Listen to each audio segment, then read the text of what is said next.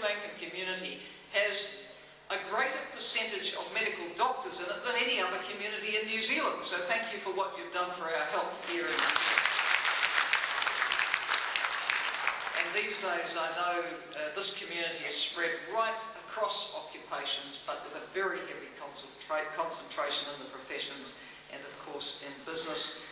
And we know you as a very hard-working community of rather more than 8,000 people today.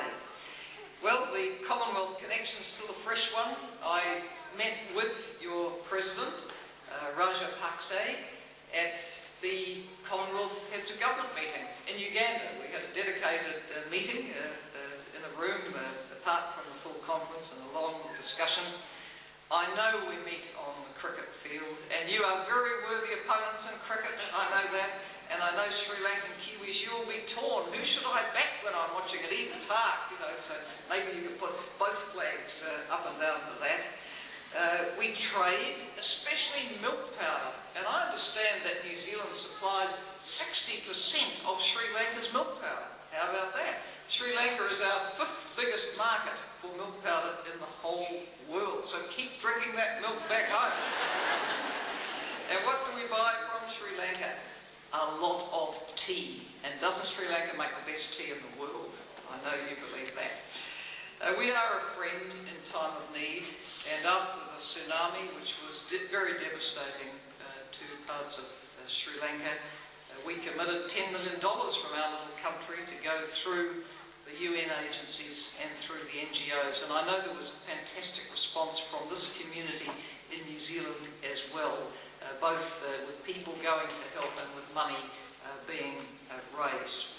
So many, many connections, and we still today see some students coming from Sri Lanka. We have a small number of New Zealand government scholarships we offer, but we also, of course, welcome private students. For those living here, can I say that our Labor government works extremely hard to see that all our communities are valued and appreciated for what they bring and what they represent in New Zealand. The richness of culture, the richness of heritage, the diversity, the contribution to economic and social development. And this community has been an outstanding contributor.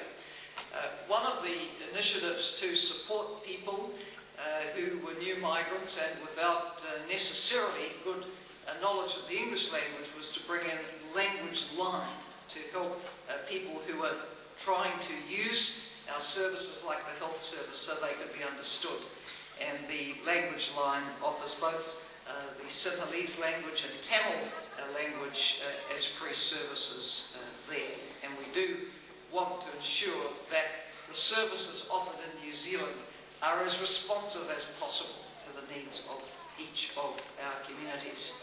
I'd like to congratulate the United Sri Lankan Association for all it does to maintain and promote the culture of your country among younger generations here in New Zealand.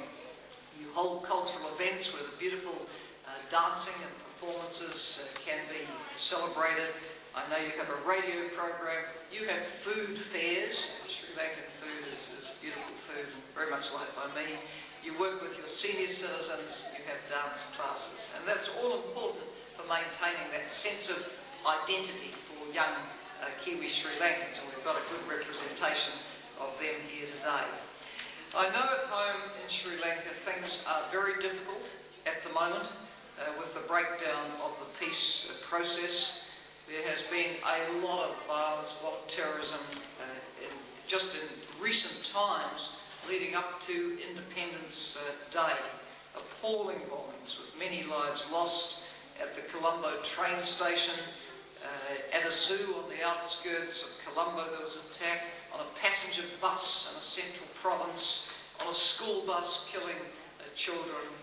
These are terrible events, and I know each time you read of such an attack or hear of such an attack, you will be wondering, is it my family? So our thoughts are with you and with anyone whose family has suffered loss of life.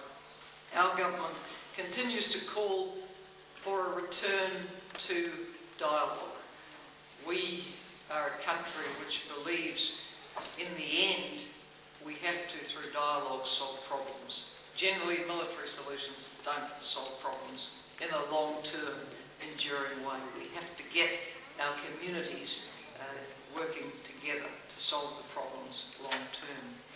But for now, Independence Day, which occurred a little earlier in the week, 4 February, I believe, is a proud day for Sri Lanka, and we want to congratulate you on everything your country has achieved. Your guest speaker has spoken of the tremendous priority which Sri Lankan governments have given over many years to education and skills and developing the country through the brains and knowledge of its people. He made the point, Sri Lanka, like New Zealand, is not sitting on huge mineral reserves or natural wealth of that time. Its wealth is the wealth of the brains and knowledge of its people, as ours is. And that's why we especially appreciate that so many of you have brought that contribution to New Zealand as well.